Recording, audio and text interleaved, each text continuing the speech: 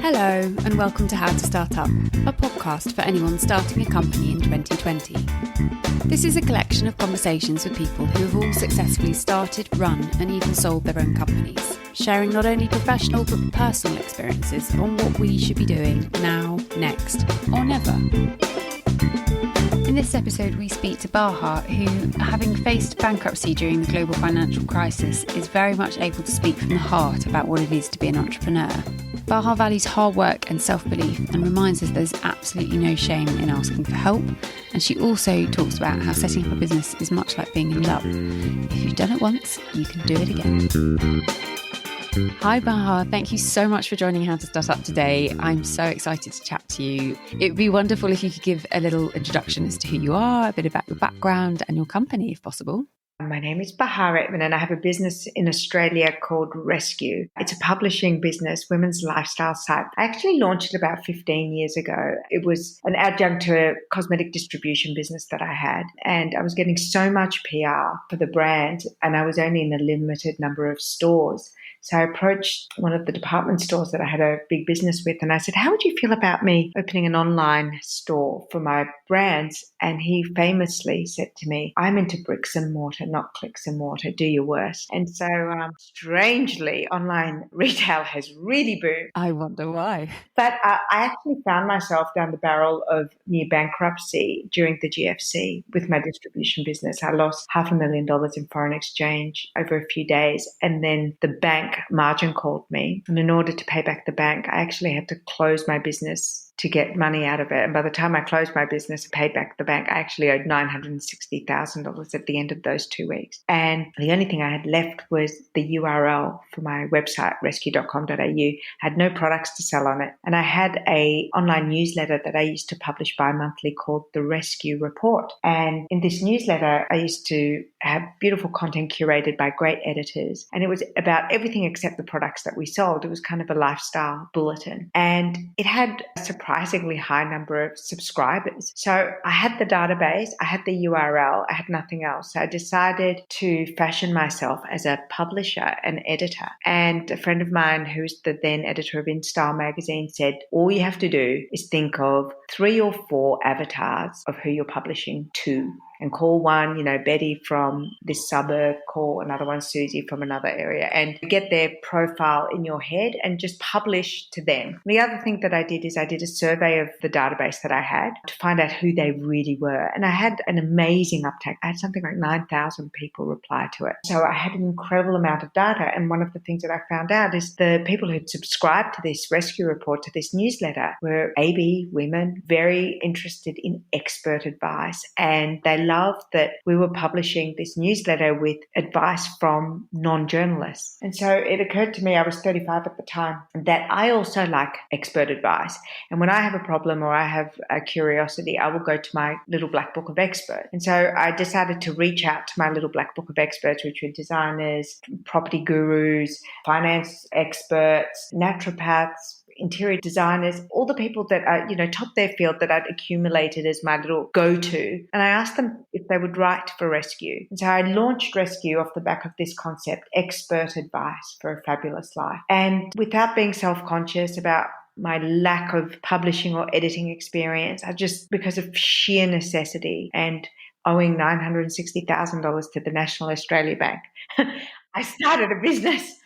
And I started publishing and I started selling my database to the same department store who gave me permission to start my online business. I sold the EDM database for their advertising and my business was born. And it was just a case of you putting your best foot forward and going, right, I'm in a crisis. How do I solve this?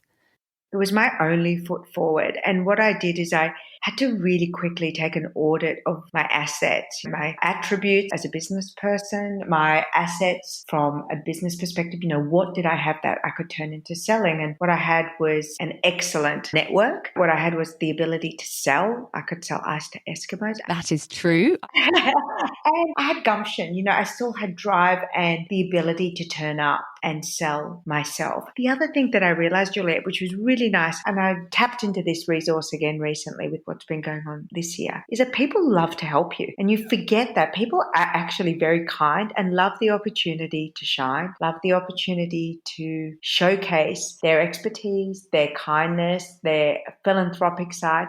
And so the minute I started asking people for help, all these people wanted to help me. And so they became the winds beneath my wings and kind of breathed life back into me when I thought, I was out. How quickly from that moment of there's a global financial crisis, my business is disappearing before my eyes, to the idea that you had? The idea came really quickly because I actually couldn't let the other business go. I was so emotionally wedded to it and my ego just couldn't accept it. Now, I made a decision not to go bankrupt and I decided I would pay back the debt. So I double mortgaged a property that I had and it made the $960,000 like a house loan. So I knew exactly how much my repayments were each month. So I set that as my goal for earning. Plus I added to it what I would need to live on. Obviously, how I lived became a lot more frugal, but I knew exactly what my repayments would be. And that became my motivation. And once I knew what the target was, once I chunked it down, I just put my head down and bum up, as they say in Australia. I was like a little worker bee. And I do find that having a very specific target is just one of life's magic things that if you know where you're going, you often get there. And I did consulting as well. So I covered my living expenses off consulting because that was obviously one of the assets that I had was business experience. I'd run a distribution business. I'd been GM for 2 companies for the Estee Lauder Group. I'd been general manager of Gucci timepieces. I had an MBA. I had a commerce degree. So I understood business. And so that was a tradable skill. The other thing that was immediately tradable was that database that I had. And then the next thing that was tradable was advertising on the site. So I had 3 income streams going. And together I was able to cobble enough to repay the massive loan and also cover my living expenses. And then the more I did it, the more I did it. Yeah, it's absolutely incredible because faced with a bank telling you you need to declare yourself bankrupt and you went, no, I don't, I'm going to find another way. That grit and determination. And obviously today, rescue.com.au is incredibly successful. Congratulations. I've actually had the moments where I was truly one of the most successful independent publishers in Australia. And then I've had moments where I haven't earned a cent. And this year was absolutely dire. I mean, I would say from March to August, it was bleak. I was on my knees, that real feeling of, okay, you're done now. And I nearly sold the business twice this year, but both deals fell through and they were awful. And then something happened in me and I just went, you know what? One more time. And I decided that what I would do is use this time to go back to all the things that I hadn't done and I'd been lazy about. So I just went back to basics. I redesigned the site. I resurveyed the audience. I commissioned some market research. I reskilled. I got my mojo on to do social media differently. And a business is really the soul and the energy of the entrepreneur who's behind it. So if you're flat, if you're disinterested, if you're not invested, the business is uninteresting to others and not productive. So when I re-entered from a spiritual and also physical re-entry into my business, it was almost within a matter of 2 weeks, things started to shift. My energy became contagious. So people again wanted to help me and I put my hand up again and I said, I need help. And as soon as I did that, I was able to get the support that I needed. And then, momentum brings its own momentum and I was off again. It's amazing. Well, I think that the thing that we forget as entrepreneurs is that you did it. So it's kind of like falling in love. If you've been in love before, if you've been married and divorced before, you can either know and bank that good feeling that you've experienced love and romance and excitement. And if you've done it once, you can do it again. And the same with the business. If you've had a business before, if you started it from scratch, if you were able to grow it, if you were able to make it financially viable, it's all you. So you can do it again. It's just a matter of, are you willing to risk getting your heart broken again? Are you willing to risk losing your business again? It's kind of, I use the same analogy. And if you're willing to re-enter the arena, you can pretty much guarantee that you can do it again. I feel like from what I've witnessed in the last 6 months is that anyone challenged will find a way around it. People don't tend to give up. And if you're faced with a problem, as you said, if you put your hand up and ask for help, it's incredible what people will do to give you their advice or support you. What was the most surprising thing you have learned about yourself becoming your own boss? Becoming my own boss, I realized that I actually had a lot more respect for the bosses I've had before. When I was within a company, I didn't respect how hard it was for the CEO, for example. But when I had my own business, I realized that really the top person has really sacrificed so much for you to have a great photocopier, has really sacrificed a lot personally for that Christmas party that you take for granted in a job. You're so right. And when it's your own bottom line, you're like, does that need to be spent? Is that priority? You asked the question of how necessary is it, exactly as you said. Do you have any advice for people starting out on how to manage clients or teams or suppliers? I would say documenting things and setting up systems for the business you want to have is really important. Don't nickel and dime the big important services. Do not nickel and dime accounting advice and setting up the structure of your company correctly. Get that advice up front and plan for the future of your business. Do not retrofit that stuff. It's so expensive. You think it's expensive now getting some real advice, some real legal advice, some real accounting advice, but it's just so massively expensive retrofitting that later, or if you want to bring in a partner, or if you get in trouble legally, if you haven't set up correctly for your liability to be, mitigated. Get insurance, get legal advice, get good accounting advice, get a bookkeeper or great accounting software. Those things, you can't figure that stuff out on your own. You shouldn't learn it on the fly. Leave it to the experts. I find it quite exciting when I have a great chat with the accountant because I learn so much. The things that they can help you with, and they can fix problems you didn't even know sit within an accountant. And it's something that you said about insurance. Not many people have talked about that. They've said, get a good accountant, set up a business bank account. But insurance is really important. And each business will need a different type of insurance, but it's absolutely worth looking into from day one. It is worth looking into, and you don't want to be caught short on those things. And, they should be tax deductible, and an insurance broker or your accountant will give you some advice as to, what are the minimum things you should have. And then the other thing that I would look to is there are so many new apps and software things that make life easy, even like Canva. Oh, Canva. What you used to have to buy as templates, it's all free. It's all there. Start professionally. Do your things nicely and file things away correctly. Start all of those little processes correctly from the beginning, because it actually stands you in really good stead as you scale up. My brother's advice was sort all my passwords out. And now I've got a system that takes 0 seconds to log into anything. I swear it saved me hours. And that low-level panic that you have every time you go to log into something.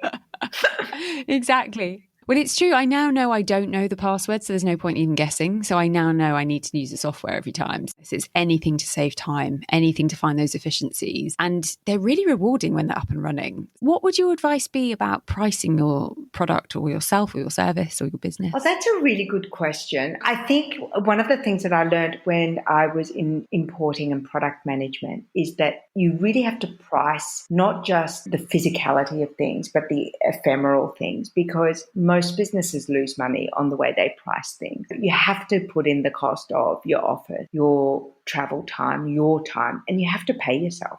If you were not paying yourself in a business and you haven't costed that into the structure of the business, you're going to find yourself in trouble. And in pitching for new business, do you have advice about how people might approach this if they're new to this? I would say this is the one thing that I find. When people pitch me for rescue, I would say 99% of PRs that pitch me have really not looked at even the site before they've gone on. Sometimes they've never looked at the site. And I find that it's so lazy. And if they pitch me correctly, 8 times out of 10, we'll work with them. So your chances of pitching correctly by doing just a teensy bit of research, which is so easy. It might be looking up that person on Instagram. It might be going onto their website. It might be looking at who their competitors are. Just honestly, 15 minutes of research before you pitch will transform your luck. The PR analogy for that is fantastic, actually, because you should never pitch to a journalist if you can see they're on holiday on Instagram. Wait until they're back and give them a couple of days to catch up. Always send the email at the beginning of the day and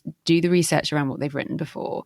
And anyone else that isn't, say, in comms, if they know their audience and if they're selling apples to a cider maker, saying, we really enjoyed product you launched last year and we feel that our apples could really benefit. Just do the legwork. It's so true. People are such dead giveaways on social media. You understand the triggers of that person.